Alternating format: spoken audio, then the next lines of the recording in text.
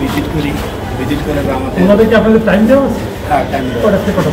আমাদের হলো সকাল 9টা থেকে 10:30 পর্যন্ত তাদেরকে ভিজিট করতে পারে এবং একটার পর পুরো আমরা একটার পরে।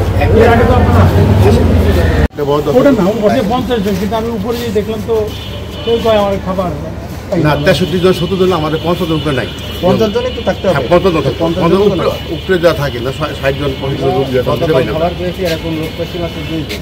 খাবার পাইছে। হ্যাঁ, তা গতকাল 5 জনকে খাবার দিয়েছি। তাদের 50 জন খাবার দিচ্ছে। 50 জন, আমরা সেটা রুগী তো পাই না। কে বলছে? সবাই রিলিজ হয়ে গেছে। না না রোগী না, মানে দেখা যায় যে রাত পেলে রোগী তাহলে লালের সকাল তন্ত্র বলে দিন চাল বলতে যে 60 টাকা মতো চাল, 60-65 টাকা চাল। আপনার কয় টাকা দরের চাল দেওয়ার কথা? আমি 60 টাকা ধরে চাল দেওয়ার কথা। সেটা লিস্ট আমার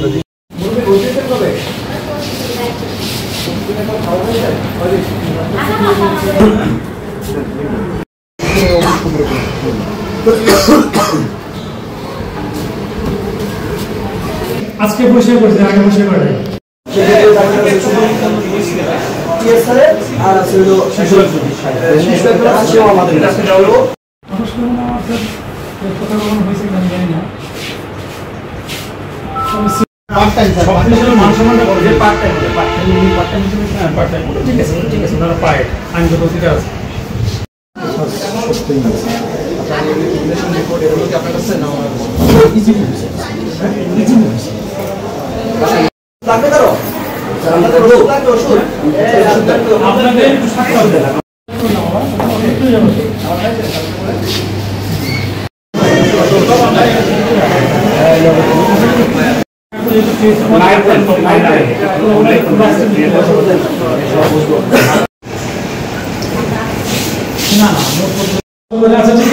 দমন কমিশন মাননীয় কমিশনের নির্দেশ ও অনুমোদনে আজকে গোসাইহাট উপজেলা স্বাস্থ্য কমপ্লেক্স আমরা একটি এনফোর্সমেন্ট অভিযান পরিচালনা করেছি।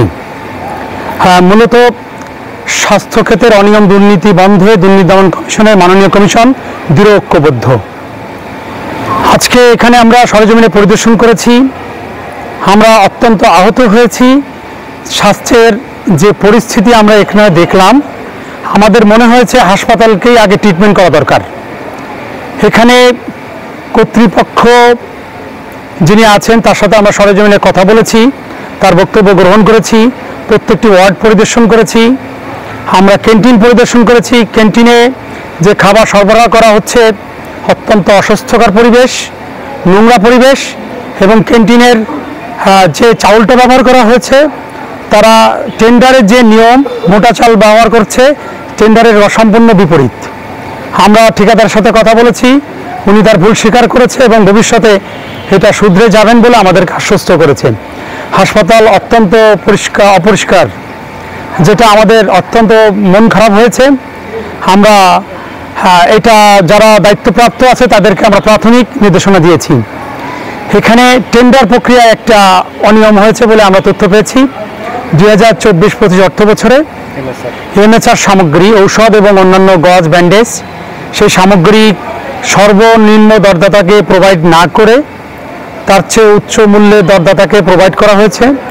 এখানে যে প্রকৃতি এন্টিটি বা হোপ যিনি ছিলেন, আমাদের টিএসএ মহোদয় বলেছেন এখানে যে বড়বাবু জনাব জামাল সাহেব তিনি নিজে করেছেন। আমরা জানি না উনি কোন প্রক্রিয়া এটা করেছেন।